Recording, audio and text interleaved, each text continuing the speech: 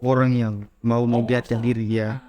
Ini pemirsa, saya cukup tertarik dengan cerita Kaungin karena punya pengalaman yang pahit juga sebenarnya di bidang ekonomi, meskipun menjadi anak. Saya masih tak foto. Iya. Kita pernah masuk di salah satu bak tersebut. Itu kita masuk, itu DP kepala bak nih lihat dari sekali tempat. Tempat ini dia lihat apa?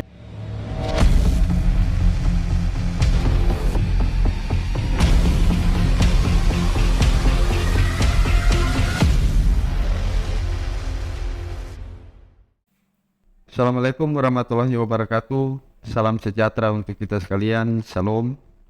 Jumpa lagi bersama saya Sefna Tegaku dalam acara Coron Timur Baswara. Pemirsa, gelombang di era revolusi industri ini benar-benar sangat membawa perubahan fundamental pada berbagai tatanan kehidupan global. Ditandai dengan semakin berkembangnya kreativitas dan inovasi dengan pemanfaatan teknologi informasi yang mendisrupsi berbagai sendi kehidupan global, termaksud persaingan dalam bidang ekonomi. Era revolusi industri menjadikan ekonomi kreatif sebagai salah satu isu strategis yang layak mendapatkan pengaruh utamakan sebagai pilihan strategi memenangkan persaingan global. Ditandai dengan terus dilakukannya inovasi dan kreativitas guna meningkatkan nilai tambah ekonomi melalui kapitalisasi ide kreatif. Sayangnya, hampir sebagian besar anak muda khususnya yang ada di Maluku Utara dan lebih khusus lagi di Halmahera Utara belum memiliki mentalitas kewirausahaan. Padahal pemuda yang sebagai generasi penerus bangsa ini harus mengambil peran menjadi pelaku ekonomi kreatif untuk menjemput Indonesia Emas tahun 2045. Karena itu, untuk membahas ini kita sudah kedatangan sosok anak muda yang berkarir di dunia wirausaha dan juga sebagai Ketua Umum Himpunan Pengusaha Muda Indonesia Kabupaten Halmahera Utara, Kakak Johan Josias Maneri atau yang lebih akrab disapa Kakak Ongin. Selamat malam Kak Ongin. Terima kasih sebelumnya sudah hadir di studio Coron Timur untuk kita sedikit bercerita terkait dengan ekonomi kreatif dan pemuda. Jadi ini ekonomi kreatif rupanya menjadi isu strategis dari tingkat nasional sampai ke daerah dibahas habis terkait dengan ekonomi kreatif. Tetapi sebelum kita ada dalam pembahasan itu, Kak Ongin, saya ingin mendengarkan sedikit cerita singkat apakah karir pendidikannya sampai pada mengapa kau ingin lebih memilih untuk berkarir di dunia wirausaha? Iya. Nah, selamat malam semua. Timur ya. Iya. Timur. Kita terima kasih karena malam hari ini kita ini sebagai peserta ketua Himpunan Pengusaha Muda Indonesia BPD Halmahera Utara bisa dikasih kesempatan bercerita karena memang orang IPMI sebenarnya petugas itu sebenarnya orang petugas itu membantu pemerintah supaya teman-teman yang muda punya alternatif dalam hal mendapatkan ekonomi. Jadi selain istilah jadi karyawan, baik itu karyawan swasta atau karyawan ASN ya, pemerintah, ada juga pilihan alternatif lain yaitu jadi usaha. Jadi tadi kayak kesempatan kita istilahnya CV ya, riwayat. Nah, jadi kita sebenarnya basicnya jadi agak lucu, basic di dokter hewan, itu ya medik veteriner istilahnya orang. Kita basicnya di medik veteriner, setelah lulus kuliah dari Udayana, kita sempat berusaha dulu sesuai kita bidang usaha peternakan ayam. Setelah kita berusaha peternakan ayam ini biar singkat saja. Iya. Di situ memang yang namanya juga mulai usaha baru itu ya ada kendala. Nah, ada kendala. Jadi kita bisa melihat ternyata wirausaha itu seperti ini. Jadi khususnya orang di daerah timur itu banyak tantangan, berbeda dengan di daerah Indonesia bagian barat atau tengah. Di tempat kita kuliah itu peternak ya jadi peternak, Nanti setelah dia beternak produksi ayam, ada orang yang tukang potong.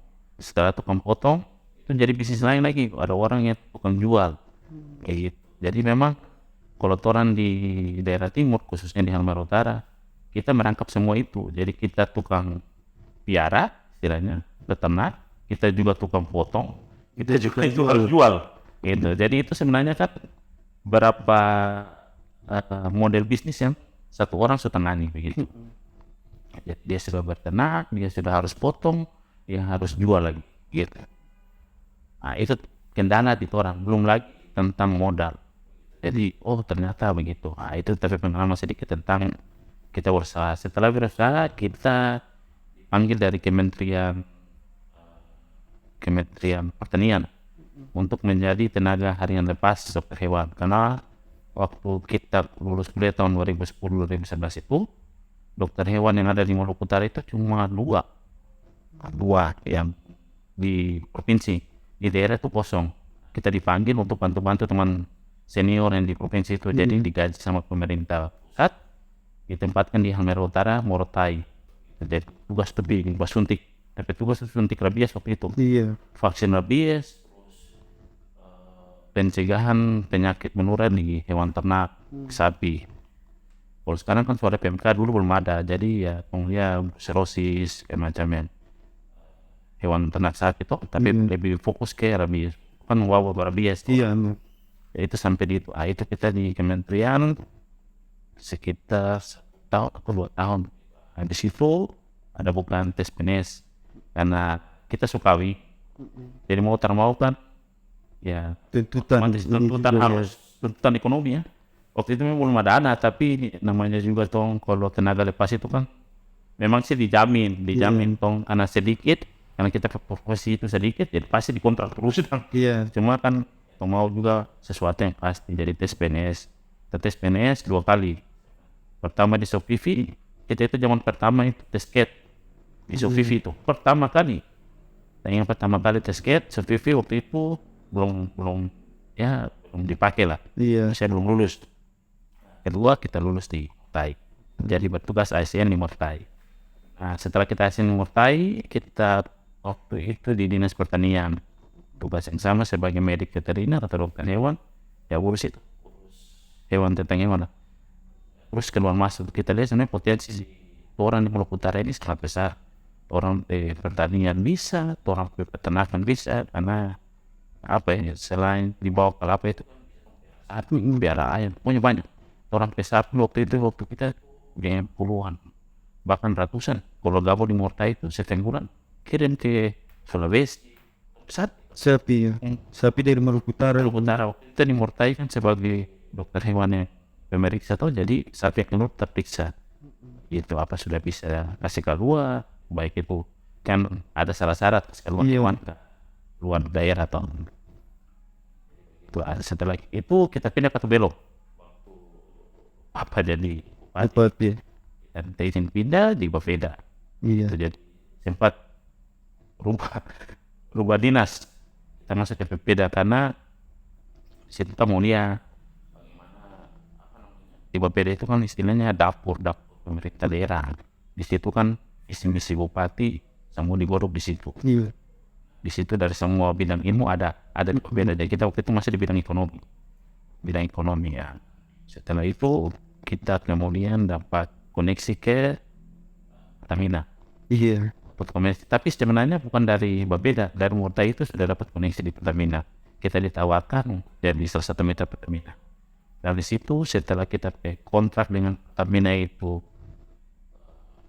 deal, kita memutuskan untuk berhenti dari ASN. Jujur saja, jabatan politik itu kan pasti akan ada istilahnya konflik interest. Jadi kita termau itu, kita sudah tekad kalau mau bisnis ya harus bisnis begini, keluar dari ASN. Padahal semestinya kalau mau bisa. Tapi puji Tuhan kita tekad itu membuahkan hasil sebenarnya. Kemarin kalau kita ASN semi urus bisnis kayaknya tidak akan membuahkan hasil. Jadi setelah kita kontrak, kita berhenti dari ASN, kita fokus di bisnis. Kita fokus kita dapat penghargaan. Kita selama ini kecuali kemarin COVID, selama kita SPBU berdiri, SPBU di Papua berdiri itu kita 3 kali dapat penghargaan sebagai best maintenance SPBU itu regional Maluku Utara. Jadi tolong iya itu karena kita adaptasi yang kita lihat waktu kita kuliah. Jadi di Bali bersih DP toilet, bisa dia ada musola untuk dari teman-teman musnya bawa singgah atau kantong itu kan jalur traks. Ya kita adaptasi itu meskipun waktu pembangunan itu kos pembangunan besar, tapi kita berpikir karena sudah ada 2 existing SPBU, kita melawan ini terus berpikir pasti orang akan lebih banyak kan SPBU 2 ini karena sudah lebih lama tuh.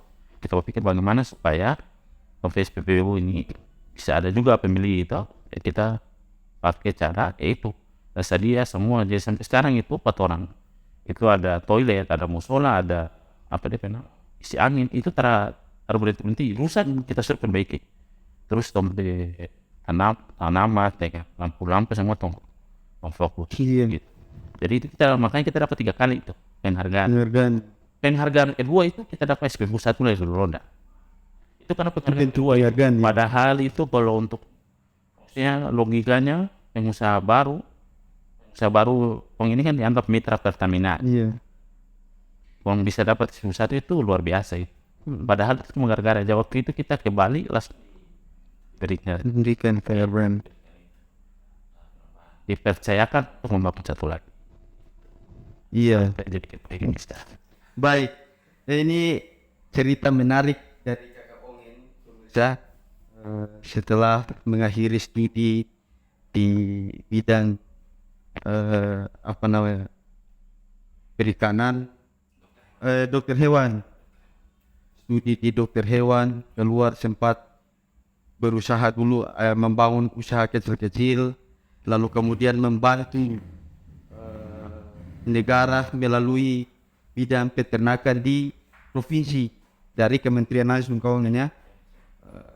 Setelah dari itu karena menikah, tuntutan ekonomi dan lain-lain, Ongen memilih untuk mengikuti tes aparatur sipil negara. Tes pertama gagal, tetapi karena mencoba ulang lalu kemudian Kakak Ongen ini akhirnya terpilih menjadi ASN yang kemudian ditempatkan di Morotai. Pada tahun selanjutnya Kakak Ongen juga pindah ke Halmahera Utara. Ini menjadi sebuah cerita-cerita menarik. Selain dari tidak banyak orang sebenarnya yang akan memilih meninggalkan ASN, tidak banyak orang, apalagi usaha yang kemudian dibangun bisa dikatakan mula, lalu kemudian ada ketakutan tersendiri. Tidak akan banyak orang untuk meninggalkan itu, tetapi Kak Ongen memutuskan untuk meninggalkan ASN dan memilih membangun usaha perkembangan ekonomi, dan akhirnya hari ini Kak Ongen sudah memiliki SPBU sendiri dan bahkan pernah mendapatkan penghargaan sebanyak 3 kali. Ini luar biasa pemirsa. Ini juga bisa jadi motivasi Kak Ongen bagi anak-anak muda di Maluku Utara dan khususnya yang ada di Halmahera Utara, sehingga bagaimana mengembangkan niat untuk berwirausaha. Iya, Kak Ongen, terlepas dari pengalaman pribadi Kak Ongen dan lain-lain, ketika menjadi ketua himpunan pengusaha muda di Indonesia, saya kembali mengingat haruan tahun 50 Hijri kalau tidak salah. Itu lagi genjotnya dibicarakan tentang ekonomi kreatif, bagaimana anak muda berkarya di bidang ekonomi. Kira-kira di Halu sendiri apa yang menjadi program tersendiri terkait dengan pengembangan ekonomi kreatif, Kak Ongen? Kalau kita kemarin pada tahun lalu kita terbentuk tahun kemarin, jadi orang belum sentuh di ekonomi kreatif karena waktu itu orang punya ada beberapa yang kami mencoba bantu, karena itu kan selain mengajak dan mencoba mengajak teman-teman pemuda untuk memilih alternatif lain selain jadi ASN dan pegawai swasta, atau mengajak jadi pengusaha. kebetulan kemarin itu ada program dari Pertamina yang namanya Kertasop. Nah, jadi orang sebagai HIPMI ada beberapa rekan yang kami coba ajak, gabung di Kertasop. Jadi orang membantu proses dengan Pertamina, bagaimana orang bisa baku bercerita sampai membantu di proses pembiayaan. Dalam artinya bukan HIPMI yang bantu, tapi orang memperkenalkan, ini ada core istilahnya dari pihak bank waktu itu BRI, karena kita juga mitra BRI. Padahal banyak semua itu, ada BNI, ada kemarin dari BSI juga ada. Itu core dari pemerintah yang dikhususkan untuk UMKM. Jadi HIPMI mediasi. Terakhir orang mediasi di pemerintah daerah, karena waktu itu ada perubahan regulasi dari ISB menjadi PGB, PMG. ISB itu kan izin bangunan menjadi persetujuan bangunan operator. Itu kan ada perubahan regulasi sehingga ada diperlukan beberapa kebijakan dari pemerintah daerah, terkhusus PTSP, dinas PTSP. Jadi orang HIPMI berkoordinasi supaya, karena memang ada beberapa kendala di administrasi, orang bantu jabatan ini supaya proses itu lebih cepat. Puji Tuhan, pemerintah daerah dalam hal ini Pak Kadis PTSP dan Kadis PU waktu itu sangat membantu, karena ya itu salah satu syarat masuk untuk mendirikan Kertasop. Orang dibantu sampai sejauh itu saja orang. Tahun ini kita kemarin sama-sama dengan teman-teman, khususnya sekretaris HIPMI, orang mau bantu itu agar masuk salah satunya yang bidang ekonomi kreatif. Jadi orang di Halut ini kita lihat sebenarnya orang potensi itu besar. Kenapa ekonomi kreatif ini kan dia taraf hukum satu ini beda dengan model bisnis yang lain, kayak French fries itu kayak pemilik kopi kenangan atau free meal ya. Nah, itu kan French fries. Jadi ada orang punya brand, orang pakai begitu. Tapi kalau ekonomi kreatif itu sampai imajinasi di mana di situ. Jadi sama banyak peluang seperti podcast ini kan juga termasuk satu ekonomi kreatif dia. Jadi apa yang bisa membantu HIPMI, karena memang HIPMI ini bukan organisasi pemerintah atau organisasi yang maksudnya mengharapkan hibah dari pemerintah. Orang bantu ya sekira dengan tempat kapasitas sebagai pengusaha. Dia justru memberikan kontribusi ya, cara mengharap. Tapi orang bermaksud, kemarin kita bercerita, orang punya dinas pertanian, punya dinas perikanan, punya dinas sosial, punya dinas infopop, ya di mana orang bisa gather. Contoh ya, contoh kalau ada teman-teman yang mau bertani hortikultura, dinas pertanian bisa kasih pupuk atau kasih traktor atau apa, itu orang nanti menghubungkan. Baru setelah itu orang nanti lebih berperan di pendampingan. Kayak orang mau bantu Sefnat nih, kasih biaya beli alat-alat ini, itu pendampingan juga. Kalau mau sukses di podcast sebaiknya ide-ide ini yang ini, tapi makan sama-sama bagi. Itu di situ sih. Tahun ini mulai. Baik, ini pemirsa sangat luar biasa. Jadi di tahun setelah dari Kaungen terpilih menjadi ketua PPSD HIPMI di Halut, ternyata ada berbagai mediasi yang dilakukan HIPMI untuk membantu anak-anak muda yang punya kreasi di bidang ekonomi. Di antara lain membangun jaringan, memperkenalkan jaringan bank dan lain-lain untuk modal dan lain-lain. Lalu kemudian memperkenankan ada minyak melalui Kertasop ini untuk membantu anak-anak muda. Di tahun ini seperti yang disampaikan oleh Kaungen tadi, juga HIPMI akan mungkin sedikit menyentuh di bidang ekonomi kreatif. Jadi kalau ada anak-anak muda yang kemudian mengkreasikan diri dunia ekonomi kreatif, mungkin akan bisa difasilitasi atau dimediasi oleh HIPMI untuk pengembangan usaha-usaha ekonomi kreatif. Ya, Kaungen, kemarin juga sempat di 50 tahun HIPMI itu, semacam HIPMI telah membayangkan 20 tahun ke depan yang dinamakan Indonesia Emas ya. Kaungen di tahun 2045 itu semua orang membayangkan, bukan saja di HIPMI, termasuk Kementerian Ekonomi juga bicara terkait dengan Indonesia Emas ini. Bahkan tokoh-tokoh yang lain di Indonesia ini sudah sangat bicara tentang Indonesia Emas itu. Apa sih hal penting bagi anak muda untuk terlibat atau terjun dalam dunia ekonomi kreatif, sehingga ada semacam persiapan secara khusus ketika orang ini masuk di Indonesia Emas itu, tahun Indonesia Emas. Kira-kira menurut kawan apa? Jadi sebenarnya kalau kita mau sedikit koreksi, Iya. jadi ekonomi kreatif itu dia dibawa bukan Menteri Ekonomi atau Keuangan ya, dia dibawa Menteri Pariwisata, iya. Dulu dia sendiri tapi sekarang digabungkan Menprakes atau Menteri Pariwisata dan Ekonomi Kreatif, iya. karena memang orang punya ekonomi kreatif yang sekarang itu masih ke arah pariwisata gitu. Tapi sebenarnya berbicara ekonomi kreatif itu kalau yang bilang level nasional itu sudah industri. Jadi pengrajin, contoh pengrajin sepatu, pengrajin apa namanya buat tangan itu bisa contoh oleh atau apa. Kalau orang sini kan orang bisa bikin salah waktu nih. Cuma kan toh mesti butuh minat pasar segala macam toh. Tapi untuk skala lokal, tapi bicara skala lokal dulu buat tongnya.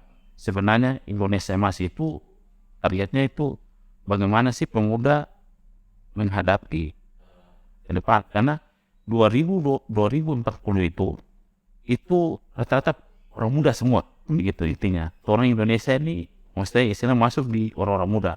Sekarang kalau orang muda banyak tapi tera kreatif, tera bisa ekonomi akan sedangkan sektor yang paling membangun sekarang itu ekonomi kreatif. Kenapa? Ekonomi kreatif itu sekarang contoh proses itu salah satu contoh. Sebenarnya banyak contoh kayak bikin pertandingan bola itu ekonomi kreatif juga. Itu menghasilkan. Jadi bisnis ini kan istilah dia pengertian bisnis itu kan satu individu atau kelompok yang berusaha baik itu memproduksi atau jasa atau kreatif. Kalau ekonomi kreatif itu. Iya. Jadi kita bilang kemarin di teman-teman pemuda Burak. Sekarang kan ada membangun gedung pemuda. Untuk berusaha ke ekonomi kreatif. Itu sebenarnya pertandingan bola itu ekonomi kreatif juga. Kenapa? Karena di situ kamu bisa mendapatkan keuntungan. Betul. Ya, orang jual, kita bikin panitia, bikin hadiah, produk, bikin piala. Dapat hasil dari situ. Pendaftaran 1 juta, kalau ada 60 TF 60 juta, sedangkan hadiah 30 juta belum sponsor. Iya. Itu ekonomi kreatif sebenarnya. Betul. Terus orang di Halut ini belum ada masuk yang istilahnya kayak Gojek, Grab. Itu sebenarnya peluang buat orang. Kita pribadi lebih suka tinggal di rumah, pasang boleh mau antar makanan di rumah. Itu kan sebenarnya kalau hari ini saya punya Facebook, saya bilang kita mau kalau istilahnya di Jakarta atau di daerah-daerah GoFood, bang GoFood dah. Kita boleh beli, jadi tinggal titip saja.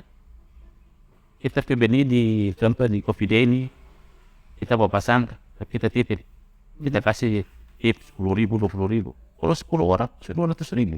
Iya. Itu ekonomi kreatif sebenarnya. Itu ekonomi kreatif. Jadi ekonomi kreatif itu semaksimal mungkin imajinatif, sampai kreativitas itu bisa jadi ekonomi. Ini juga kakak, kemarin ada beberapa mahasiswa teologi itu buat namanya Ojeston.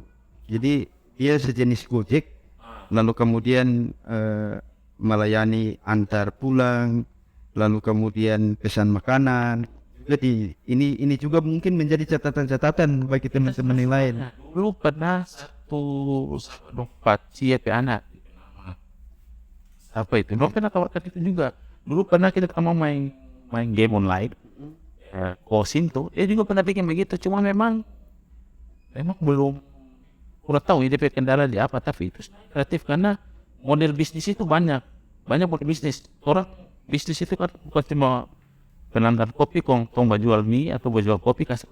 Karena ada bisnis itu kan sekarang yang lebih powerful itu dan lebih berkembang itu kasih connect itu titik-titik antara satu penjual dengan beberapa konsumen atau beberapa penjual dengan konsumen. kayak tadi tuh Gojek. Iya. Karena situ nanti berapa banyak orang nanti yang dipakai tukang ojek, oh dapat tak? Iya. Selain tukang ojek, itu penjual yang kayak penjual pisang atau penjual ini, Iya. otomatis kita bisa tahu, oh ternyata ada orang jual pisang di sini karena DP toko terdaftar di aplikasi itu. Nah, Dikasih. cuma itu kan butuh kita kurang dalami itu butuh apa dah? Iya. Saya kan itu apa? Aplikasi jadi kasih konek apa? Sebenarnya bisa kalau saya saja sendiri bisa. Di Facebook saya pernah bilang, oh di sini ada orang jual pisang di sini ada sedia. Oh, atau di alun-alun lo ada jual pisang ini. Kalau ada mau pasang bilang pakai teh. Itu sama dengan sekarang kan rame di Face yang online shop. Iya. Kan itu banyak yang menggunakan tuh ini di toko di Mersan di Jakarta buat jual jadi di sini tuh. Itu kan banyak. Itu juga bagian dari Kreativitas. iya Karena kreativitas.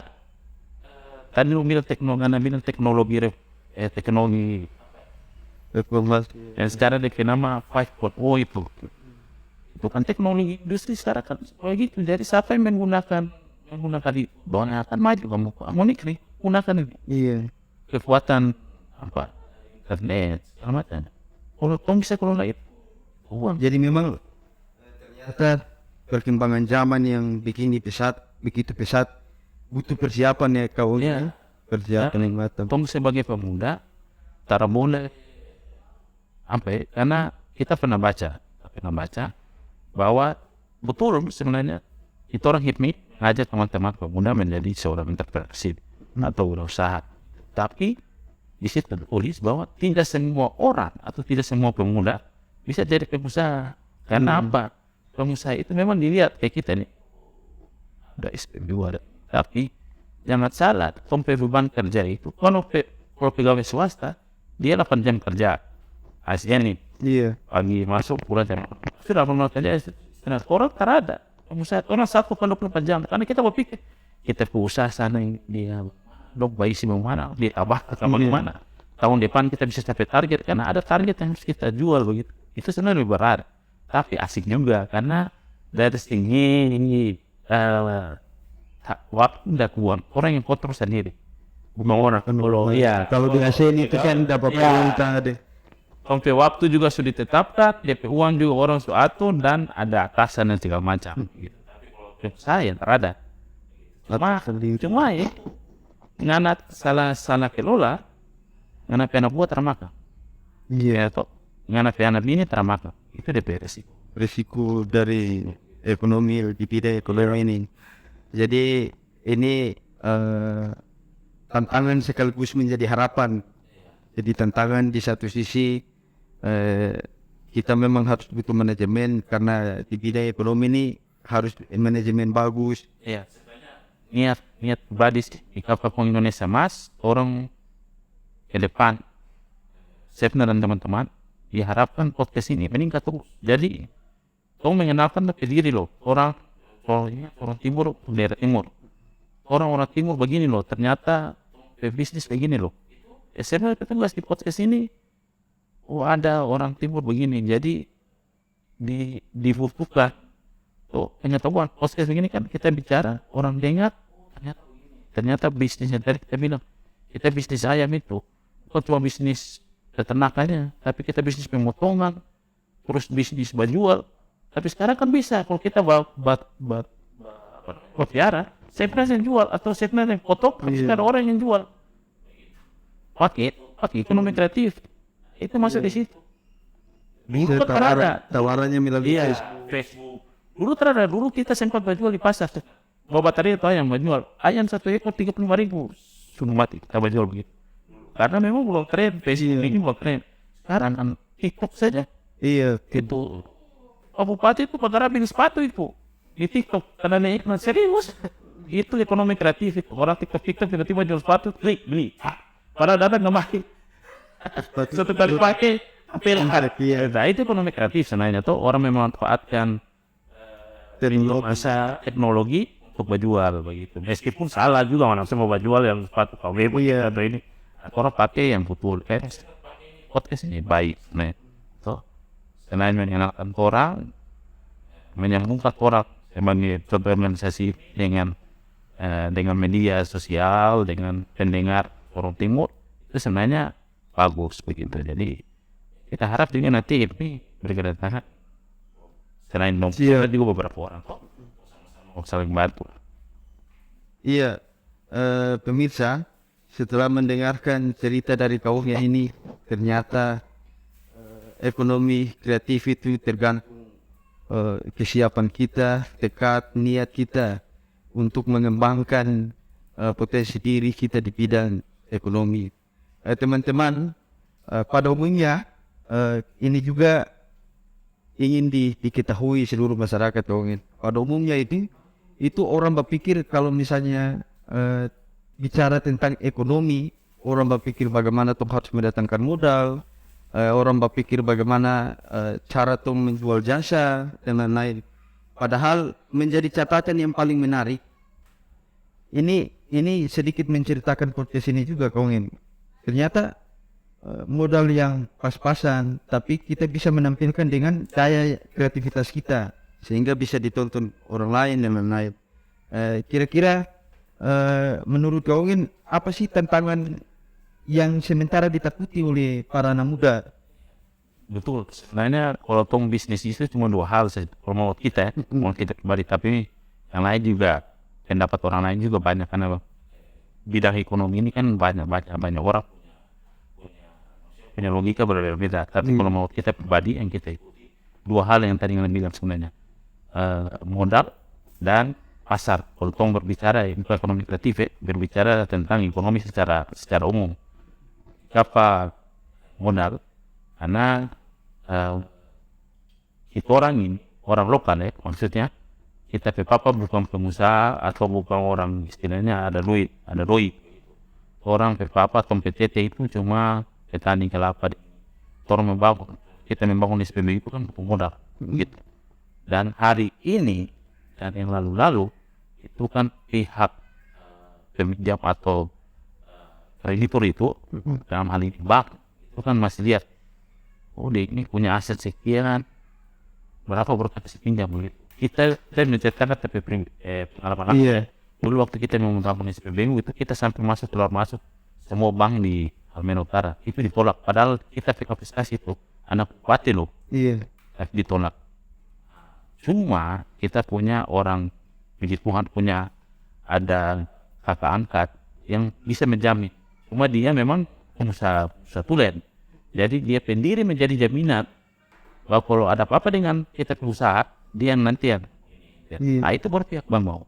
Nah, cuma sekarang untuk ekonomi yang istilah UMKM itu pemerintah Indonesia sudah memprogramkan salah satu program itu yang bernama KUR. Kalau untuk saya tahu ada petani di Galela itu tanpa atau tanpa jaminan rumah atau jaminan aset, kok bisa pinjaman sampai miliar. Karena beberapa kelompok karena KUR itu kan batas pinjamannya 500 juta. Namun itu kan masuk kemarin. Itu karena kita menjadi jaminan. Oh ternyata SPBU ini setelah dia berusaha baik nih, dia bayar kredit pas waktu karena kurang itu bank menjadi percaya. Jadi kalau kita mau kasih jaminan ke bank, tolong bantu ke Sefnat, lo akan percaya, lo akan kasih bantuan begitu. Berapa teman-teman yang di Pertasok kemarin karena pembicara obat dibantu dikasih Ini yang satu yang kedua itu pasar itu pasar itu hanya ada HIPMI di situ peran orang begitu peran pemerintah juga sih orang menyediakan kan sekarang HIPMI itu kan beberapa pengusaha juga bisa orang punya networking begitu kayak kemarin aku dapat dengan ketua bilang kalau ada tuna sekian banyak kita pasti kesal sih dijemput. Tapi mungkin waktu di Ternate kalau ada tuna itu potensi sebenarnya.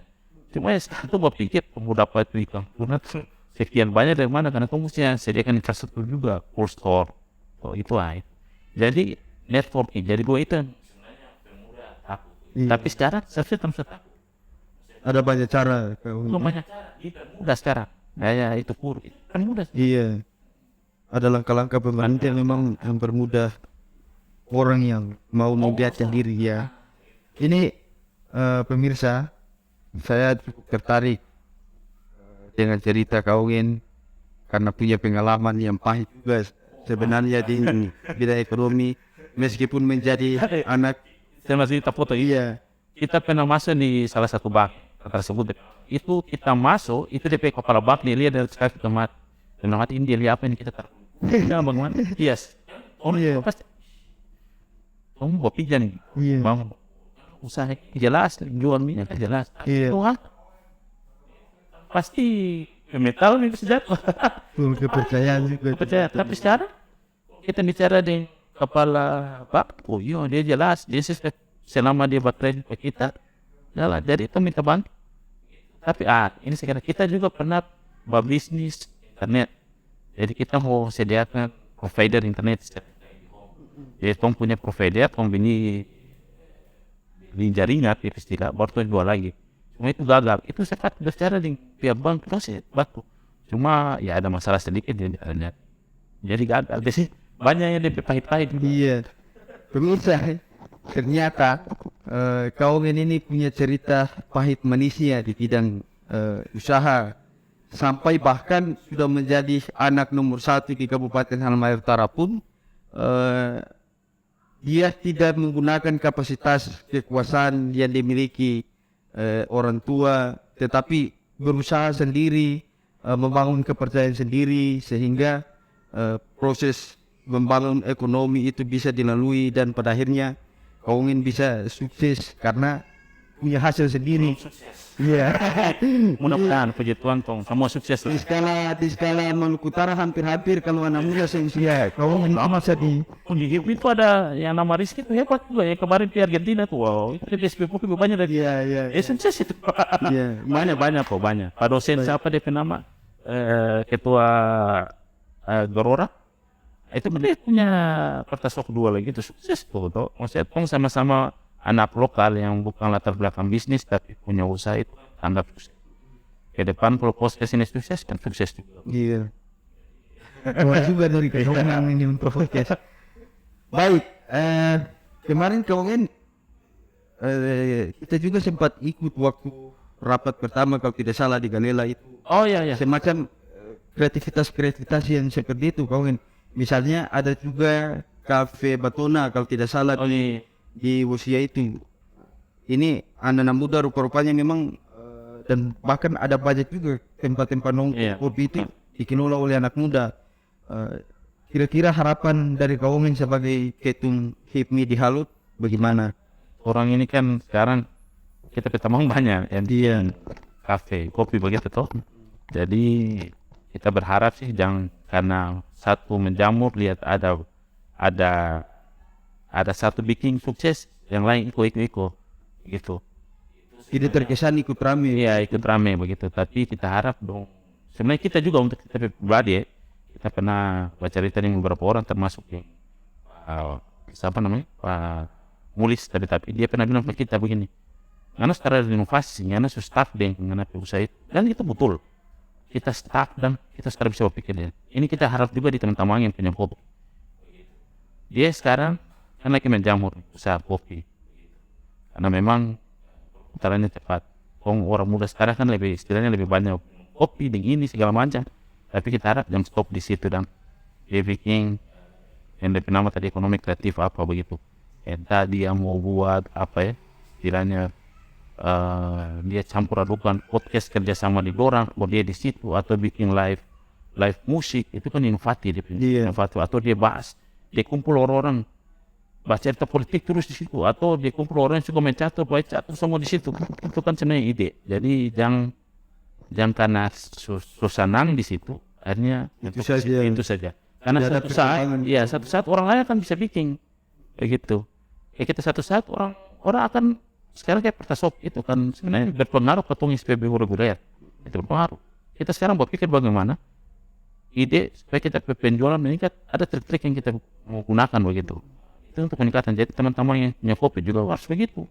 Atau dia buka online, kita jual kopi online sekian ini. Atau di menambah dari pelanggan. Iya. Kita harapan begitu sih. Iya teman-teman. Ini pemirsa terakhir Kaungen saya meminta semacam closing statement sekaligus menjadi pesan-pesan bagi pemuda di Maluku Utara pada umumnya dan khususnya yang ada di Halmahera Utara untuk bagi yang berminat untuk wirausaha. Kawan, kira-kira apa yang perlu kau ingin sampaikan? Jadi Stefnat, kita ini saya tuh bicara sebagai kapasitas HIPMI dan pemuda ya. Jadi seperti yang kita bilang tadi, orang jangan berpikir bahwa semua orang bisa jadi wirausaha atau semua orang bisa jadi pegawai yang baik gitu. Intinya sih dari tong diri pribadi, tong bisa menakar bahwa kita ini sebenarnya condong kemana gitu. Terus apa paksa, kalau kita memang mau terjun ke politik, silakan jadi politikus, atau silakan kalau profesional, jangan lihat orang dan kita lihat dia sukses di pegawai ASN contoh, dia bisa jadi seorang pejabat dalam waktu singkat atau bagaimana, itu dia sukses begitu. Tapi satu saat dia ini pemuda bisnis top, dia mau ikut lagi. Jadi seharusnya pemuda itu dia bisa mengenal diri sendiri, baru dia memutuskan dia mau jadi apa. Dan bahwa semua itu yang penting orang bahagia dan tahu tombe pribadi punya kemampuan di situ. Jadi sebenarnya tak masalah anak mau jadi apa, pemuda itu tak masalah mau jadi apa, yang penting dia fokus itu. Dan jangan jadi mental pemuda yang instan instan maksudnya karena dia pertama mau sukses dia mau ikut padahal dia gagal.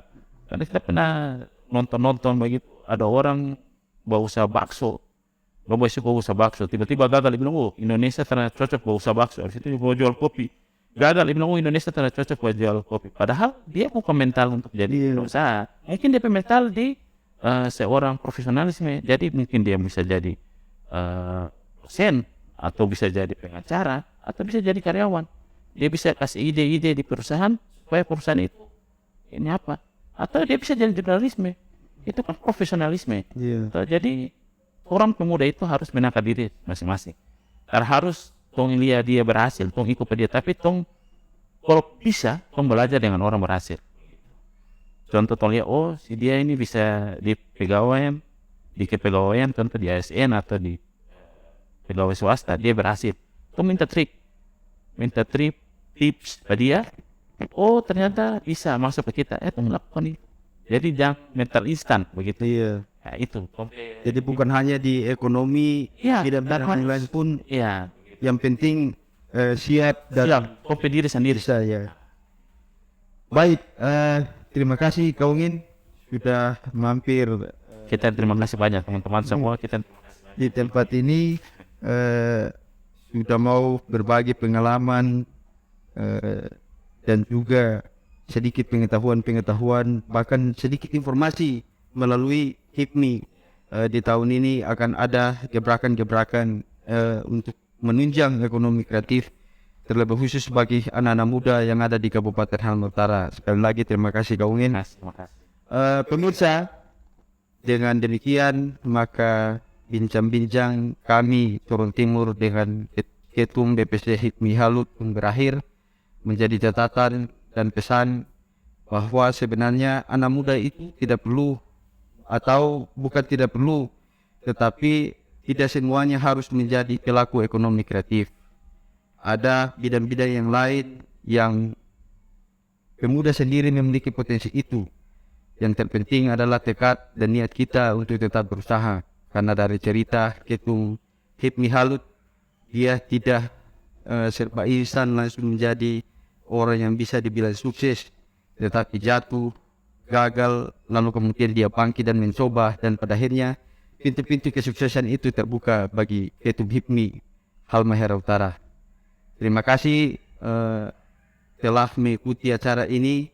Saya Stefnat Tegaku, host Turun Timur Bersuara, mohon tarik diri. Assalamualaikum warahmatullahi wabarakatuh. Salam sejahtera. Salam.